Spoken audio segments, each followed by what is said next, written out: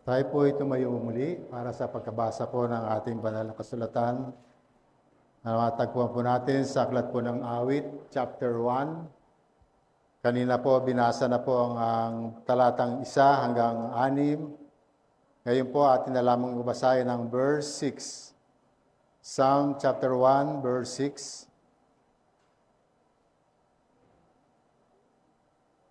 Sabay-sabay po nating basahin. Psalm chapter 1, verse 6, For the Lord knows the way of the righteous, but the way of the wicked will perish. Tayo po'y manalangin sandali. Dakilang Diyos na makapangyarihan sa lahat, patuloy ka namin pinupuri, dinadakila, nilaluwalhati. Maraming salamat o Diyos muli sa iyong biyaya na kami po ay makakapakinig ng banal mong salita na maayag sa aming kalagitnaan sa oras na ito. Salamat sa pagkabasa ng banal mong salita at dalayan namin, Panginoon, ang malayang pagkilos ng banal mong Espiritu sa aming kalagitnaan. Buksan mo ang aming puso't isipan upang lubos naming maunawaan at maintindihan at maisabuhay ang iyong banal na salita. Maging sa iyong lingkod o Diyos, patnubayan niyo po ang yabang lingkod. Gamitin niyo na po ako bilang instrumento at kayo po ang siyang maluwalhati sa aming kalagitnaan sa oras na ito. Salamat sa pagkapala mo sa iyong salita. Salamat po, Panginoon, sa kalakasang idulot po nito para sa aming matagumpay na buhay pananampalataya sa iyo lamang. Ito ang aming dalayan pasalamat sa pangalan ni Jesus. Amen. Amen.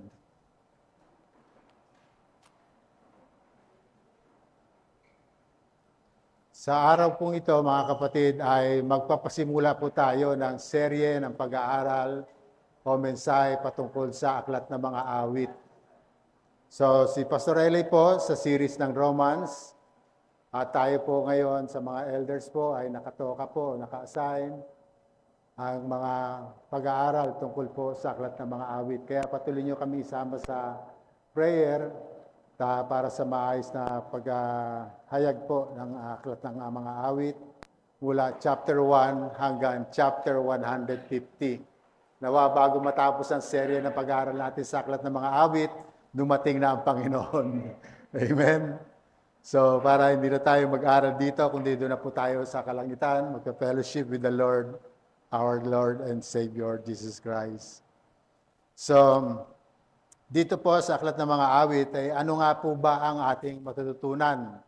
Ano nga ba ang mensaheng ating mga pakinggan sa mga susunod na panahon ng pag-aaral po o mensahe tungkol sa aklat ng awit?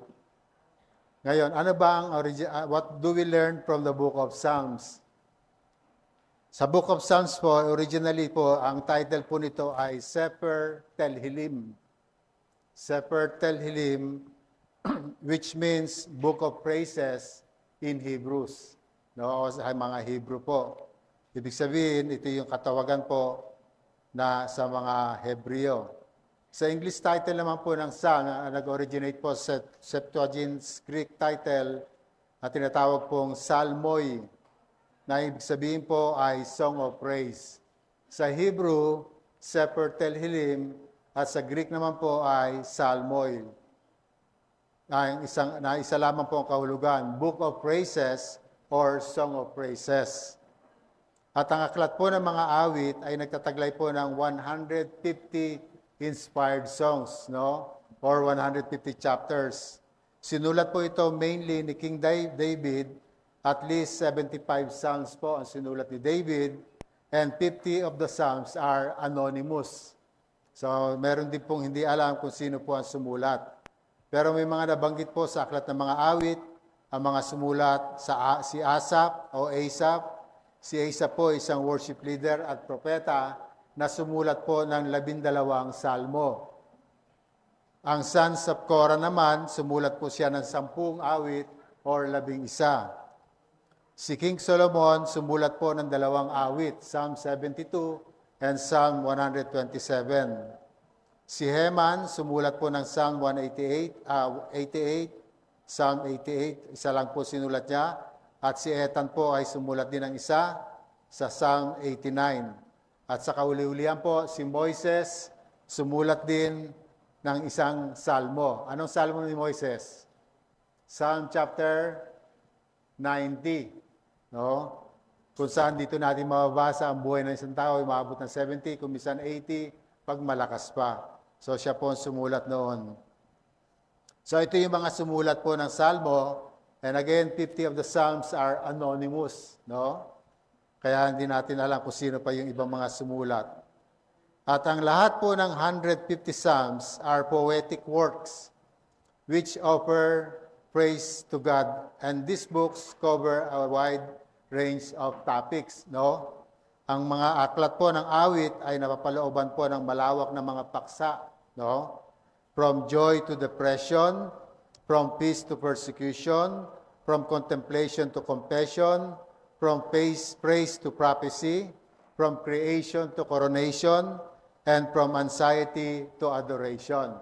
In other words, for the Psalm teach us about faith, hope, praise, and lament. Yun po ang tinuturo o nakapaloob po sa malawak na paksa ng awit.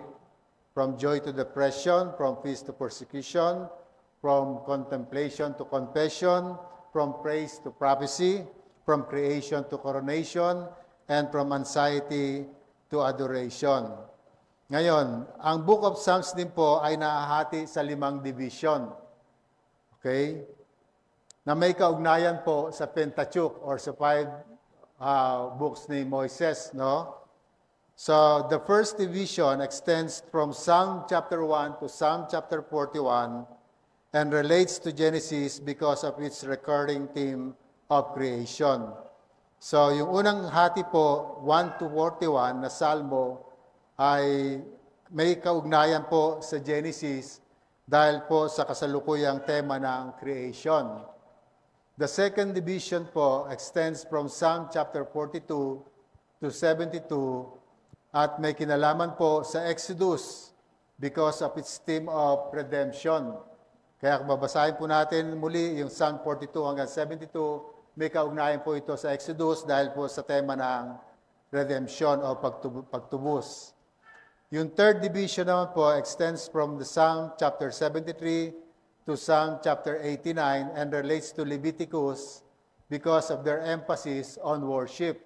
So makikita natin sa chapter 73 hanggang 89, may kaugnayan sa aklat ng Leviticus dahil sa pagbibigay diin po sa mga pagsamba. Yung pong pangatlo. The fourth division extends from Psalm chapter 90 to Psalms chapter 106. At may kaugnayan po ito, kinalaman po ito sa aklat ng Numbers o mga bilang with its many references to Israel's wanderings in the desert. So napapatungkol naman po ito sa kanilang paglalakbay sa ilang. Kaya yung pang-apat na division from Psalms 90 to Psalms 106. At yung pang-5 division po ay nagmula po sa 107 ng Salmo at 150 hanggang 150 at may kaugnayan po ito tungkol sa aklat ng Deuteronomio dahil ito po ay nagbibigay din tungkol sa salita ng Diyos. So alam natin sa Book of Deuteronomy po ay nagbibigay din po ito sa salita ng Diyos. So ilan lang po ito sa mga bagay na matutunan natin sa pagsisimula na serye sa pag-aaral natin po sa aklat ng mga awit. 5 division, chapters 1 to 41, chapters 42 to chapters 72, chapters 73 hanggang chapters 89, chapters 90 hanggang chapters 106, at chapter 107 verses 2 hanggang sa chapter 150. So ito po yung ilan sa mga bagay na matutunan po natin as we go on po sa pag-aaral sa serye ng Salmo. At magsisimula po tayo ngayon sa Psalm chapter 1 na ating binasa kanina. No? 6 verses lamang po ang ating nabasa at hindi po awit 119 kagad. So paghandaan natin yung awit 119 sa biyaya ng Diyos. Okay? Now, ang salmong ito po, ang Psalm chapter 1, ay tinuturing po bilang paunang salita ng salmo. O yung tinatawag na the preface psalm. The preface psalm, no? Paunang salita ng salmo. At ang hangarin po ng salmo ay turuan tayo sa daan ng pagpapala o daan ng kaligayahan at balaan tayo sa isang tiyak na kapahamakan. Okay? Yung po ang layunin ng Psalm chapter 1, turuan tayo sa daan ng pagpapala at balaan tayo sa isang tiyak na kapahamakan ng isang makasalanan. It is the psalmist's desire to teach us the way to blessedness and to warn us of sure destruction of sinners.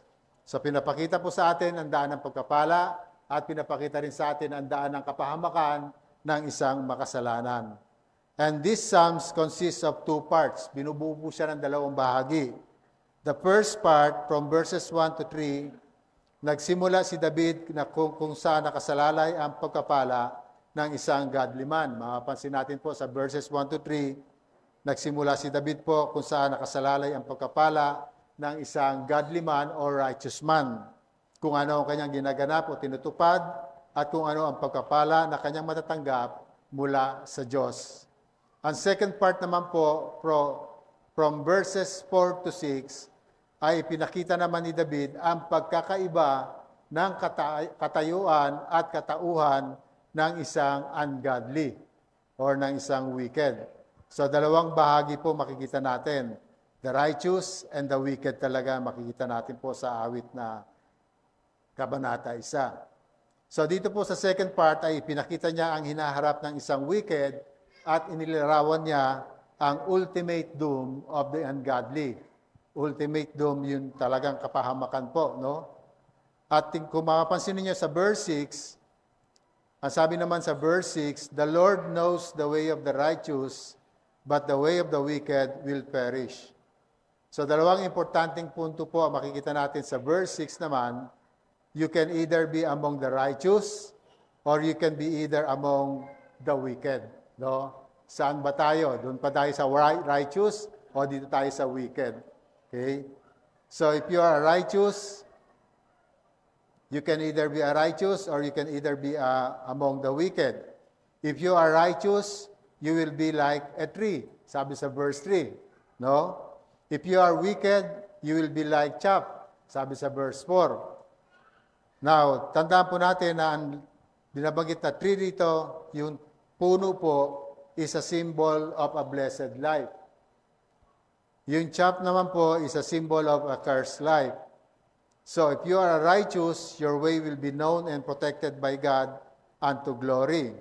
If you are wicked, your way will end in destruction, no? So makikita natin po, dalawang bagay lamang po ang laging pinupunto dito, yung righteous at yung wicked, or yung godly or yung ungodly.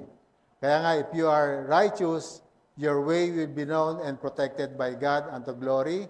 Doon sa unang bahagi ng verse 6. If you are wicked naman, your way will end in destruction. Sa second part ng verse 6. So, sa madaling salita po, there are only two categories of humans. The wicked and the righteous. The one will perish, and the other enjoys God's saving attention. So yun po maganda rito na ating pagbubulay-bulayan. The wicked and the righteous, ang makikita natin, yung isa magdurusa, magpapahamak, yung isa ay masisiyahan po sa kaligtasang ipinagkaloob sa kanya ng Diyos. So sa umagang ito ay ating pagbubulay-bulayan po ang kabuuang kabanata ng Awit chapter 1 verses 1 to 6 na nahahati po sa dalawang mahalagang pag-aaral na ating pong pagbubulay-bulayan sa umagang ito. Verses 1 to 3 is the way of the righteous and verses 4 to 6 is the way of the wicked. At nawa patuloy na pagpalain ng Diyos ang kanyang salita na ating pong pagbubulay-bulayan sa oras na ito. Tingnan po natin yung una, from verses 1 to 3, the way of the righteous. Una sa lahat po, sa Biblia ay lagi nating nababasa at nababanggit ang salitang blessed or happy. Okay lang po ba ang sound? Okay lang po, no? So again, sa Biblia po, lagi nating nababasa at nababanggit ang salitang blessed or happy. No? Doon na lang sa chapter 5 ng Matthew, puro blessed doon. No? So, at ano po ang dahilan bakit may kakayahan tayong tanggapin ang ganitong titulo? Anong kakayahan po? Sabi ni David sa Aklat ng Awit 65 verse 4, "Blessed is the one you choose and bring near to dwell in your courts. We shall be satisfied with the goodness of your house, the holiness of your temple." So sa Psalm chapter 65 verse 4, may binanggit po chosen o choose, no? Sabi po, blessed is the one you choose. So ito yung dahilan din po, no? Bakit may kakayahan siyang tanggapin ng ganitong titulo, yung blessed or happy, dahil meron pong pagpili ng naganap sa sinabi po ni David sa Awit chapter 65 verse 4. So by means of God's sovereign grace, true satisfaction can only be found in Him. Tama po ba? No? Ang tunay na kasiyahan ay sa Kanya lamang matatagpuan. At tanging sa Kanya din lamang po natin matatagpuan ang kapatawaran sa lahat ng ating mga kasalanan. Amen po tayo ron. No? At tanging sa Kanya din po lamang natin na matatagpuan nga ang kapatawaran sa lahat ng ating mga kasalanan. Sabi sa Awit 32 verse 1, "Mapalad ang taong pinatawad na ang kasalanan at pinatawad rin sa kanyang mga pagsalansang." So, dito natin natagpuan ang kaligtasan sa ating pamamagitan lamang po ng ating Panginoong Jesucristo. Tanging sa Kanya din lamang po tayo nagtamo ng walang hanggang pagkapala na binabanggit po sa Efeso 1:3. Pinagkalooban niya tayo ng lahat ng pagkapalang espiritual at makalangit dahil sa ating pakikipag-isa kay Kristo. And lastly, tanging sa Kanya din lamang nating naranasan ang walang hanggang kasiyahan na binabanggit po sa Awit chapter 16 verse 11. "Ang tulong mo'y nagdudulot ng ligayang walang hanggan." Sabi po sa Awit chapter 16 verse 11. Kaya sa madaling salita po, yung real happiness, yung tunay na kasiyahan po, tunay na kaligayahan, ay matatagpuan lamang po natin exclusively in the Lord God Almighty. No? Sa Psalm chapter 34 verse 8, ang sabi po, "Oh, taste and see that the Lord is good. Blessed is the man who takes refuge in Him." Sa Tagalog po, "O inyong tikman at tignan ninyo na ang Panginoon ay mabuti. Mapalad ang tao na nanganganlong sa Kanya." Blessed is the man who takes refuge in Him. So this leads us to Psalm chapter 1.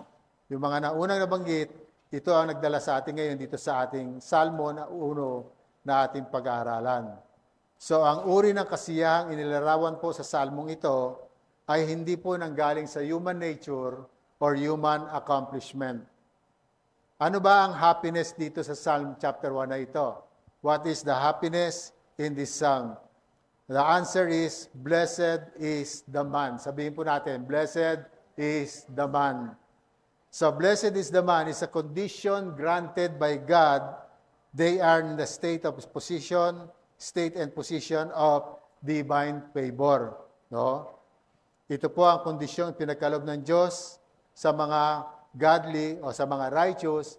Yung tinatawag po na blessed is the man.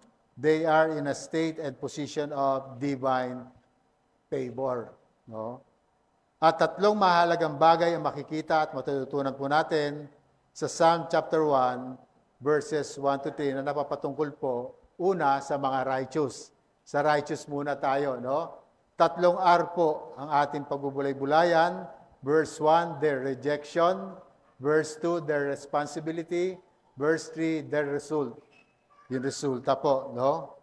So tingnan po natin yung una sa verse 1, na mahalagang bagay na matutunan natin sa Psalm chapter 1, verses 1 to 3, na napapatungkol sa mga righteous. Yung next line po, their rejection po, no, sa verse 1. Sabi sa verse 1, "Blessed is the man who walks not in the counsel of the wicked, nor stands in the way of sinners, nor sits in the seat of scoffers." So sa Tagalog po, kung titingnan natin sa Tagalog, dito po sa English ay 3 no. No? Pero sa Tagalog po, may 4 na salitang hindi. Hindi nakikinig sa payo ng masama, hindi sumusunod sa masama nilang halimbawa, hindi nakikisama sa mga kumukutya, hindi nakikasangkot sa mga gawaing masama. So dito makikita natin, meron pong downward progression na tinatawag na makikita natin sa verse 1. No? Walks, stands, and then sits. Naglakad, naglalakad, tumigil, at umupo. Okay? Mapalad ang taong hindi lumalakad o sumusunod sa payo ng masama. Mapalad ang taong hindi sumusunod sa masama nilang halimbawa, hindi nakikisama sa mga kumukutya, at hindi nakikisangkot sa gawaing masama. So yung downward progression naman na binabanggit dito, ay makikita natin na karamihan po, kalimitan, ito ang nagaganap po sa buhay ng maraming tao. No? Malakad siya, titigil, at makikiupo at makikisahalo na sa mga masasama. So itong 3 ito po, walks, sit, stands, sit, ay binuod po ito ni John Calvin sa pagsasabing, the servant of God must endeavor utterly to abhor the life of ungodly man. Ulitin ko po, ang sabi ni John Calvin, binigyan din niya po ito, binuod niya ito, the servant of God must endeavor utterly to abhor the life of ungodly man. Ibig pong sabihin, ang mga lingkod daw po ng Diyos o ang mga mananampalataya ni Kristo ay dapat pagsumikating ganap na kapuutan ang gawain o buhay ng masasama. Okay? So paano natin naman ito magagawa? Yun ang katanungan na dapat din natin masagot by avoiding 3 things po. No? Una, the godly do not walk in the counsel of the ungodly. Ang mga righteous o mga godly ay hindi po lumalakad o hindi nakikinig sa payo ng masama. Hindi sila sumasama sa mga ideas at wisdom ng mundong ito. The godly heed the instruction of Proverbs chapter 4, verse 14. Do not enter the path of the wicked and do not walk in the way of evil. So, iwasan po natin ito. Avoid it, do not travel on it, turn away from it, and pass on. Tingnan niyo po ang sabi sa Kawikaan chapter 4, verses 4 to 15. Sabi po sa Tagalog, nababasa naman ninyo, no? Sabi sa Tagalog po, Kawikaan 4:14 hanggang 15, pakinggan po nating mabuti. Ang daan ng kasamaan ay huwag mong lalakaran at ang buhay ng masama, huwag mo nga ang tutularan. Verse 15, kasama ay iwasan mo ni huwag lalapitan, bagkus nga ay talikuran mo, tuntunin ang tamang daan. So ito yung unang bagay po na dapat nating iwasan dahil ang sabi po sa unang talata po ng verse 1, the godly do not walk in the counsel of the ungodly. Hindi siya nakikinig sa payo ng masama. Pangalawa po na paano natin iwasan, the godly does not stand in the way of the sinners. Hindi siya sumusunod sa masama nilang halimbawa. Ibig sabihin, hindi sila sumasama sa mga gumagawa ng kasalanan laban sa Diyos.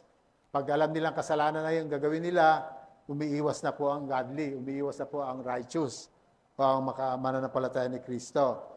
Dahil hindi nga sila dapat sumama sa mga gumagawa ng kasalanan laban sa Diyos. So ano sabi ni Paul sa 2 Corinthians chapter 6, verse 17? Next line po.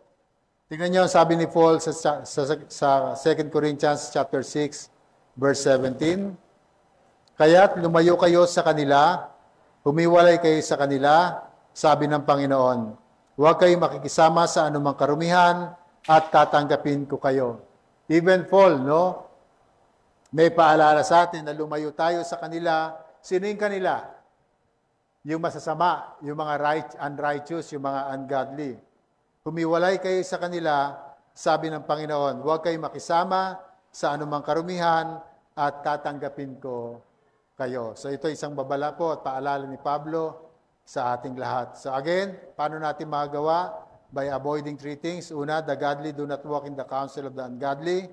Pangalawa, the godly does not stand in the way of the sinners. Pangatlo, the godly does not sit in the seat of scoffers. Kaya makikita natin yung progression. Walk, stands, sit. No? So hindi siya nakikiupo o hindi siya nakikihalubilo sa mga taong nangungutya sa Diyos. And the godly takes wiser counsel and walks in the commandments of the Lord his God. Mas pinipili niya yung matalinong papayo at lumalakad sa kautusan ng Diyos na kanyang Panginoon. Para sa kanya po, ang daan ng kabanalan ay daan ng kapayapaan at kawili-wiling daan. Kaya ito po ang tatlong bagay na dapat nating iwasan bilang mananampalataya ni Kristo. Again, the godly do not walk in the counsel of the ungodly. The pangalawa, the godly does not stand in the way of sinners. At pangatlo, the godly does not sit in the seat of scoffers. So, yun po yung una na makita natin na kanilang rejection, their rejection. Pangalawa po, yung responsibility naman sa verse 2. Next line. Their responsibility sa verse 2. So, bilang karagdagan upang iwasan ang mga bagay na ungodly, the blessed man makes the word of God his chief responsibility. Pangunahing responsibilidad niya po ang salita ng Diyos. Para maiwasan ang mga ungodly, the blessed man makes the word of God his chief responsibility. Ang salita ng Diyos ang kanyang pangunahing responsibilidad. Sabi sa verse 2, his delight is in the law of the Lord, and on his law he meditates day and night. Maliwanag, no? Na responsibilidad po ng author na ito, ang kautusan ng Diyos. At sa kautusan ng Diyos, ito po ay kanyang pinagbubulay-bulayan araw at gabi. Nalulugod po siya na ang kautusan ng Diyos ay ang kanyang tuntunin sa buhay. Yung rule of life niya po o pamantayan sa buhay. Nalulugod din siya pagbulay-bulayan ng kautusan ng Diyos at basahin ito araw at gabi. Hindi lamang sapat po yung binabasa ang Biblia. No? Kinakailangan pagbulay-bulayan din po natin ang salita ng Diyos at basahin ito araw at gabi. Hindi lamang sa daytime or nighttime, kundi araw at gabi, pinagbubulay-bulayan po ang salita ng Diyos. So makikita din po natin dito ang dalawang aspeto o ayos ng kanyang responsibilidad. Nandun po yung kanyang attitude at nandun din yung kanyang action. Dahil po ito yung kailangan ng isang blessed man na ang pangunahing responsibilidad niya ay ang pagbabasa ng salita ng Diyos at pagbubulay-bulay sa salita ng Diyos. So to delight in the law of Lord means to long for it and to treasure it. No? Kung kasiyahan natin ay nasa salita ng Diyos, ibig sabihin talagang kinakasabikan natin ito at iniingatan po natin ito. Okay? Ang tanong po, how do you gain such a desire? Paano natin matatamo ang ganitong hangarin? Una po, tandaan natin na ang salita ng Diyos ay pagkain po ng ating kaluluwa at ilaw sa ating landasin. Amen? Psalm chapter 19 verse 10, pagkain ng ating kaluluwa. Psalm 119 verse 105, at iliwanag sa ating daraanan o sa ating landasin. Ito yung ating dapat na gawin para matamo po natin ang ganitong hangarin. Pangalawa, pray to the Lord to renew such a delight in us.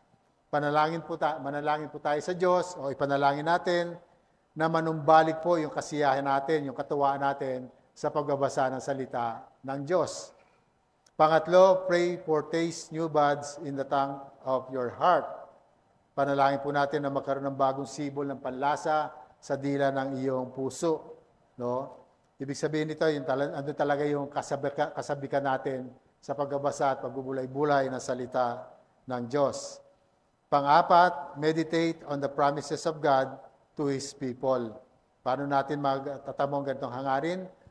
I-meditate po natin, no? Pagbulay-bulayan natin ang salita ng Diyos lalo na ang mga pangako ng Diyos sa kanyang mga bayan. Sabi pa po ni David sa verse 2, "And on His law, he meditates day and night." Kasiyahan niyang sumunod sa kautusan ng Diyos, binubulay niya ito araw at gabi. So tumutukoy po ito sa paulit-ulit na pagbabasa at sa kung ano ang ating naalala mula sa salita ng Diyos. Kaya kailangan po talaga yung pagbubulay-bulay. At literally po, ang salitang ito ay ibig sabihin ay muse, no? M-U-S-E, pagninilay-nilay, pagmumuni-muni, pag-iisip-isipin. Yung pong ibig sabihin ng delight in the word, in the law of God. So, Joshua chapter 1 verse 8, very familiar po tayo rito. Next line po. So, tingnan nyo rin po ang utos ng Diyos kay Joshua, no? Sa Joshua chapter 1 verse 8, "This book of the law shall not depart from your mouth, but you shall what? You shall meditate it on it day and night, so that you may be careful to do according to all that is written in it. For then you will have good success." So merong kautusan at merong pangako. Ang problema, yung pangako lamang ang gusto ng marami. Hindi na sumusunod doon sa kautusan. Ang utos ng Diyos, ang kautusan ng Diyos, ang salita ng Diyos, huwag mawawalay sa iyong bibig, no? Kundi ito ay pagbulay-bulayan mo araw at gabi para masunod mo kung ano ang nakasulat doon. Sa ganon, ikaw ay giginhawa at magtatagumpay. Gusto ba natin guminhawa at magtagumpay sa buhay na ito? Amen. So anong dapat natin gawin? Yung salita ng Diyos ay manatili sa buhay natin at patuloy na ito basahin at pagbulay-bulayan. Ang tanong ngayon, is your delight in the law of God? Ang iyong katuwaan ay nasa kautusan ng Diyos? Kung yes, kung alanganin tayong sagot. Pangalawang katanungan, do you study God's Word? Pinag-aaralan mo ba ang salita ng Diyos? Si pastor nga, alos lumaki na yung ugat niya sa leeg, sa kakaimbita po sa atin para sa pag-aaral salita ng Diyos every Friday. Kasi kailangan po talaga natin ito. No? Hindi lamang tayo nagbabasa, kundi nag-aaral din po tayo. Kaya ang ibang katuwaan ay nasa kautusan ng Diyos. Pinag-aaralan mo ba ang salita ng Diyos? Kung hindi, this blessing belongs not to you. No? Hindi ang pagkapalang ito ay para sa iyo, kundi para sa mga nagpapatuloy sa pag-aaral ng salita ng Diyos. Lagi po natin tatandaan that the law of the Lord is the daily bread of the true believer. Ang kautusan ng Diyos, ito po yung ating daily bread bilang isang mananampalataya ni Kristo. Kaya magpapatuloy po tayo sa pag-aaral ng salita ng Diyos at patuloy pa rin namin iniimbitahan ng bawat isa na dumalo sa ating discipleship at sa mga pag-aaral po ng salita ng Diyos at nasa gayon ay lalo pa tayong tumatag at tumibay sa ating pananampalataya at paglilingkod sa Diyos. So nakita natin sa verse 1 ang rejection po ng mga godly people o mga godly man at sumunod ay nakita natin ang responsibilidad po nila. Ang responsibilidad po nila ay ang patuloy na pag-aaral at pagbubasa ng banal na kasulatan. At ang pangatlo po, pinakahuli na sa verse 3, yung resulta po. Their result in verse 3. So ano na ngayon ang naging resulta? Ang sabi po dyan sa verse 3, "He is like a tree planted by streams of water that yields its fruit in its season, and its leaf does not wither. In all that he does, he prospers." Now, pansinin po ninyo, ang prosper o prosperity na binabanggit dito ay dapat po nating maunawaan na ito po ay tumutukoy sa soul prospering with eternal benefits. No? Meron siyang pag-unlad ng kaluluwa na may katumbas na walang hanggang benepisyo. So, hindi po siya yung tinatawag na prosperity gospel. No? Kundi ito ay paglago sa spiritual nating kaugnayan o relasyon sa Diyos.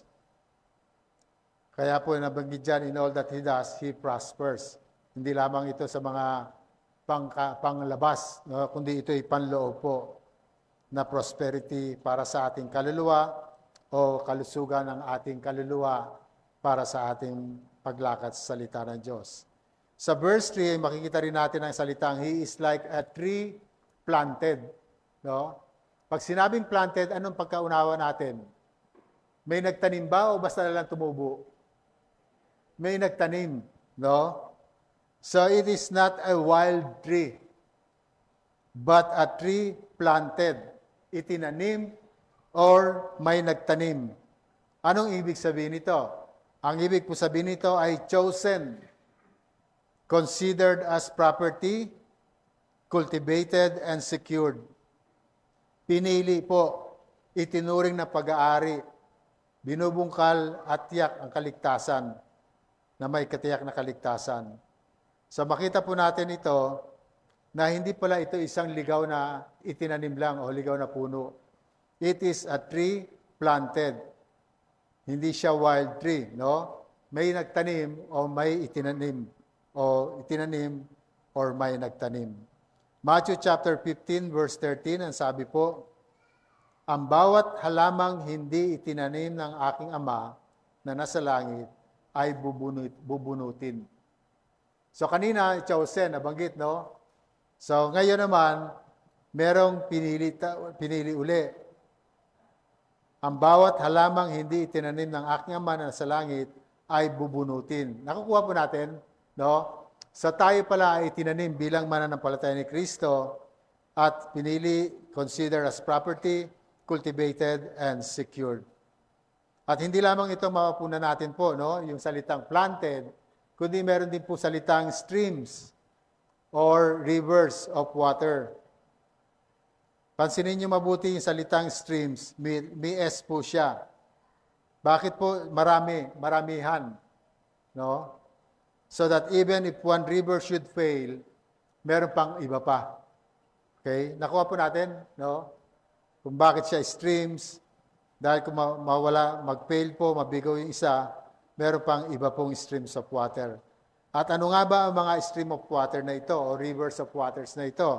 Nariyan po ang rivers of pardon, ilog ng pagpawalang sala. No? Nariyan din po ang rivers of grace, ilog ng biyaya. Nariyan din po ang rivers of the promises of God, so ilog ng mga pangako ng Diyos. Nariyan din po ang rivers of communion with Christ, ilog ng pakikipag-iniig o pakikipag-isa natin kay Kristo, at rivers of all spiritual blessings. So ilog ng mga pagpapalang spiritual, no? Kaya siya maramihan. Nandiyan po yung ilog ng pagpapawalang sala, ilog ng biyaya, ilog ng pangako ng Diyos, ilog ng pakikipag-isa kay Kristo, at ilog ng pagpapalang spiritual. Sabi po ng isang author, next line, the river of reality is the Word of God, and all the great saints has been made great by it. Tama po ba? No?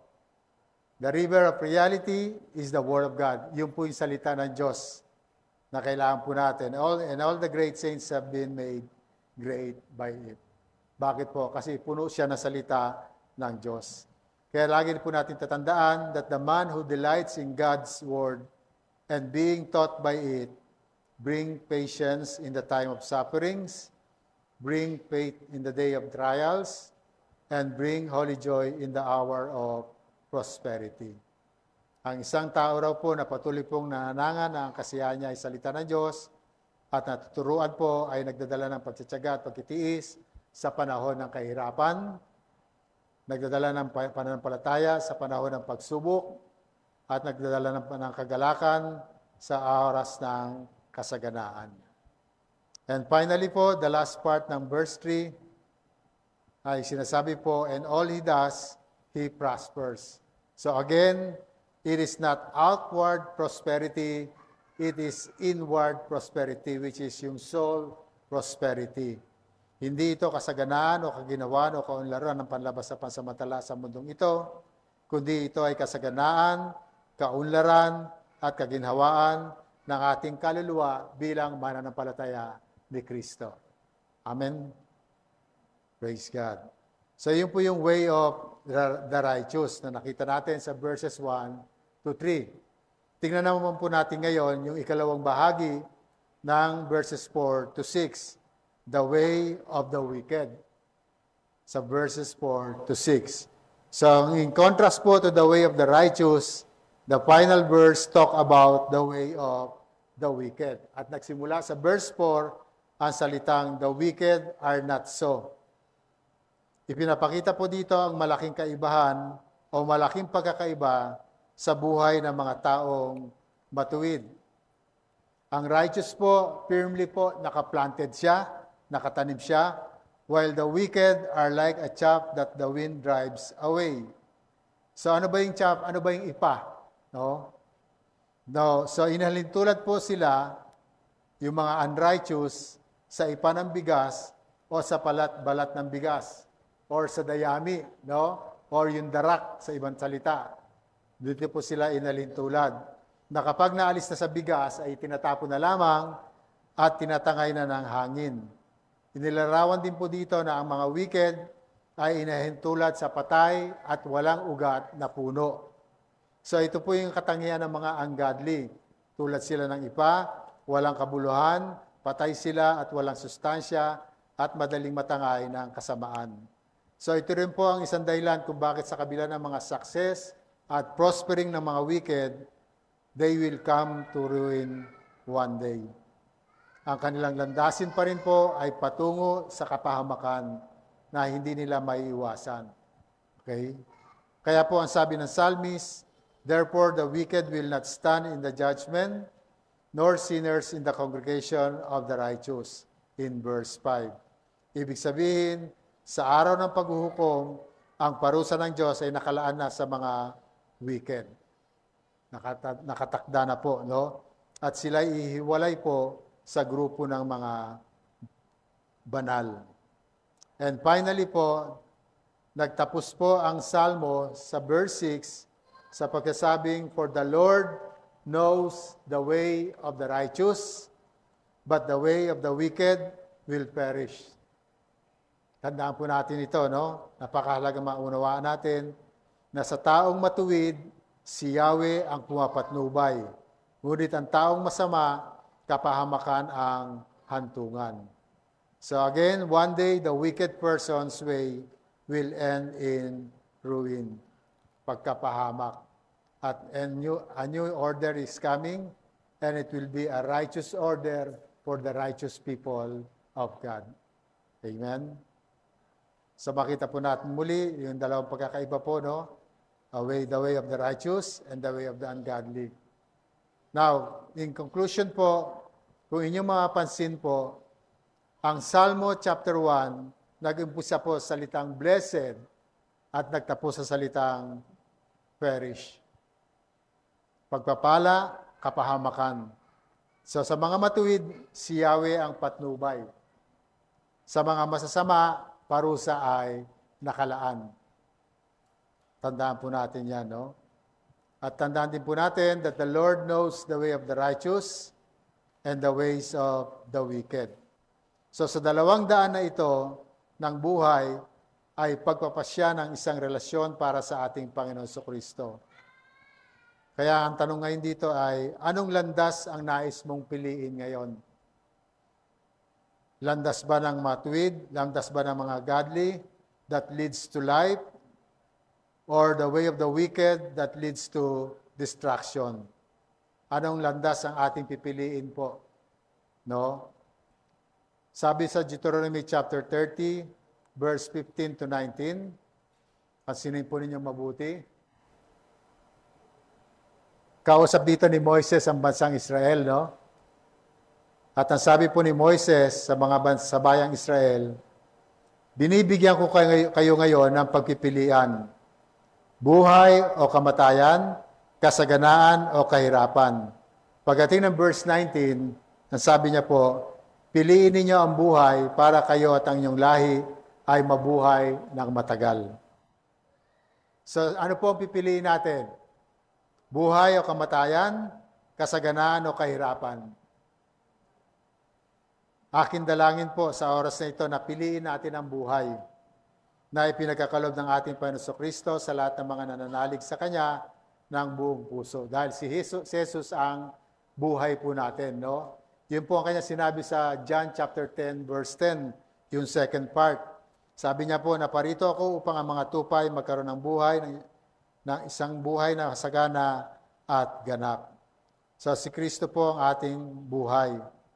Ngayon, again, ang tanong po natin ngayon, anong pipiliin natin ngayon dito? Buhay at kamatayan? Kamatayan, kasaganaan o kahirapan? Sinong gusto na kasaganaan at kahirapan? O kasaganaan at buhay? Sa ibang translation, kayo pipili ngayon ng buhay at kasaganaan o ng kamatayan at kahirapan. Pero sabi ni Moises sa verse 19, piliin ninyo ang buhay. Yun din po ang mensahe na pinapayag sa umagang ito, piliin natin ang buhay. Pero kung pipiliin natin ang buhay, meron tayong bibitawan. Tama po ba? Gusto natin ang buhay, meron tayong bibitawan dito. Hindi pwede. Kinakailangan bibitawan natin ganap ito, ang kasalanan, para tayo magkaroon po ng buhay na walang hanggan sa piling ng ating Panginoon. At tandaan po natin na ginanap na po ng ating Panginoon Kristo ang tungkuling hindi natin magampanan, ang kaligtasan ng ating kaluluwa. He fulfilled the role that we could not fulfill. Ang kaligtasan po ng ating kaluluwa. Ang kailangan na lamang natin gawin ay isuko ang ating buhay sa Kanya ng may pagsisisit, pagbabalik loob sa Diyos, ng may pananampalataya at pagsunod sa Kanyang kautusan. So makita natin dito po ay yung hinihiling lamang ng ating Panginoon ang pagsisisit, pagtalikod sa kasalanan at sumunod sa kalooban ng Diyos. Manampalataya sa ginawa ng ating Panginoon doon po sa krus ng Kalbaryo upang sino man sumampalataya hindi mapahamak, kundi magkaroon ng buhay na walang hanggan. So again, sa Psalm chapter 1, makikita natin ang paglalarawan ni Kristo, yung salitang the blessed man or the perfect blessed man. At ito'y panawagan sa ating lahat na maging katulad tayo ni Kristo hanggang sa Kanyang pagbabalik. Masumpungan po tayo na patuloy na lumalakad ng naaayon po sa Kanyang kalooban. Ang hamon po sa atin ngayon, sa ating pagkatapos, narito po ang hamon or encouragement po. No? Blessed, fortunate, and happy is the man who delights in God's word because he will be tree-like and will experience God's care forever rather than perish in the judgment. Sa Tagalog po, sabi, pinagpala, mapalad, at masaya ang isang taong ang kaluguran ay nasa salita ng Diyos. Bakit? Dahil matutulad siya sa punong itinanim at mararanasan niya ang pangangalaga ng Diyos magpakailanman, kaysa magdusa sa araw ng kahatulan. Praise God. Pinagpala at mapalad at masaya ang isang taong ang kaluguran ay nasa kasalita ng Diyos dahil matutulad siya sa isang punong tinanim at mararanasan niya ang pangangalaga ng Diyos magpakailanman kaysa magdusa sa araw ng kahatulan. Maliwanag po ang mensahe sa umagang ito na lumakad tayo ng naayon sa kalooban ng Diyos upang magtamo tayo ng kasiyahan sa piling ng Diyos, or kung hindi po tayo lalakad ng naayon sa kalooban ng Diyos, magdurusa po tayo sa apoy ng impyerno ng walang hanggan. Delight yourself in the law of God and meditate on it day and night para makita po natin kung ano pa yung mga bagay na ipinapagawa sa atin ng Diyos para sa Kanyang kaluwalhatian.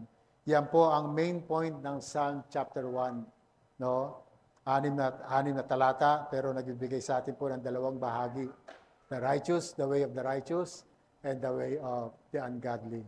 Nawa magpatuloy tayo sa paglakad ng naayon sa kalooban ng Diyos upang patuloy natin mabigyan ng kapurihan ng Diyos sa lahat ng oras ng ating buhay. So tayo po'y tumayo, mga kapatid, at tayo po'y umawit ng isang himno bago po tayo dumako sa panalangin.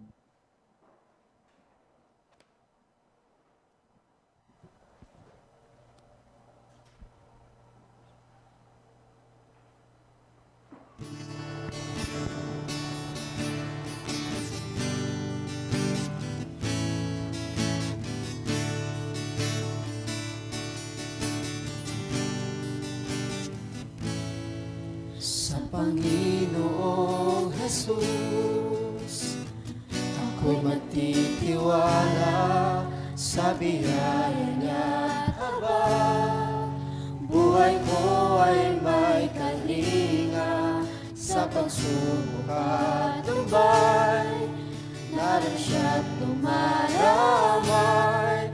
Ang Panginoo'y tapat kailan ka man. Kung ika'y nanlalamig, wala kang malapitan, para bang ang daigdig sa'yo'y nakapasan. Alalahanin mo sana, minamahal ka niya. Ang Panginoo'y tapat kailan pa man. Biyaya niya't habang sa buhay ko'y sapat, di man karapat-dapat na ako ay ligtas. Pangako na'y di nag-iba, di tulad ng iba. Ang Panginoo'y tapat kailan pa man. Sa Panginoong Jesus, ako'y nagtitiwala sa biyaya niya habang buhay ko ay may kalinga. Sa pagsubok at lumbay, naroon siya't dumaramay. Ang Panginoo'y tapat kailan pa man. Kung ika'y nanlalamig,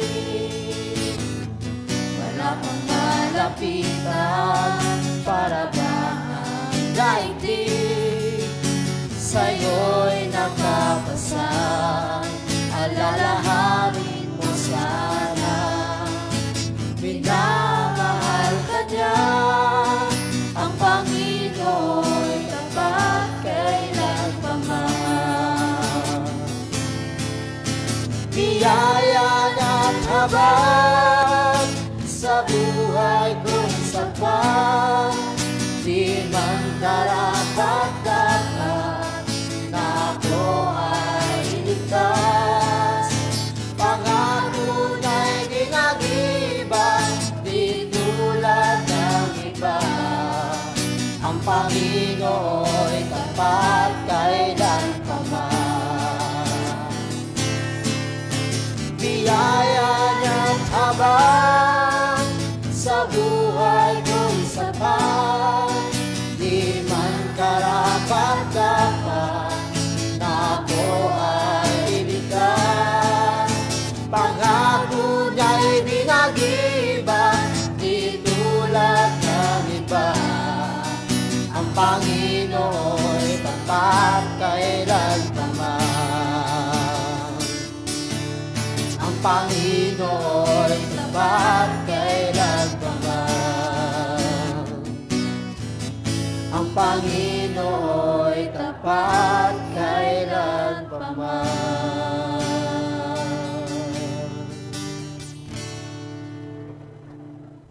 Tayo po'y manalangin. Dakila at banal na Diyos, maraming salamat muli, Panginoon, sa katotohanan ng iyong banal na salita na nahayag sa aming kalagitnaan sa oras na ito. Patuloy mo nawang pagpalain ng iyong banal na salita na natanim sa aming mga puso. Lumago po ito, magbunga po ito, makasunod kami sa iyong kautusan, Panginoon. Patuloy mo samahan ang bawat isa na lumakad ang naayon po sa iyong kalooban. Tunay nga po, O Diyos, na mga matuwid na pinili mo at tinirang mo ay magmamana ng buhay na walang hanggan at ang masasama ay mapapahamak sa walang hanggang kapahamakan. Patuloy na pagpalain mo po ang aming spiritual na relasyon sa iyo. Patuloy mo kang bigyan ng kasiyahan, kaluguran, katawaan sa pagbubulay-bulay ng banal mo salita, hindi lamang sa pagbabasa, kundi sa pagbubulay-bulay pa rin po upang masunod namin ang lahat ng iyong mga kautusan at nasa gayon kami po ay magtamaw ng kaginawaan at katagumpayan. Maraming salamat muli, O Diyos, sa gabay ng banal mong Espiritu na nagbigay sa amin ng kaunawaan at kaalaman sa iyong banal na salita na amin po natunghayan sa oras na ito. Sa iyo lang namin muli maingat ay binabalik ang lahat po ng papuri, pagsambat, pasasalamat.